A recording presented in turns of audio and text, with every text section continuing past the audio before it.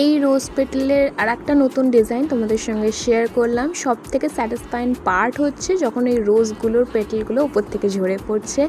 আর এই ডিজাইনটা আগের ডিজাইনের থেকে টোটালি আলাদা। আর আলাদা বলার কারণটা তোমাদের সঙ্গে আমি শেয়ার করি। কাস্টমার আমাকে আগে থেকে একটা গিফট পাঠিয়েছিল, এটাই ছিল সেই গিফটটা।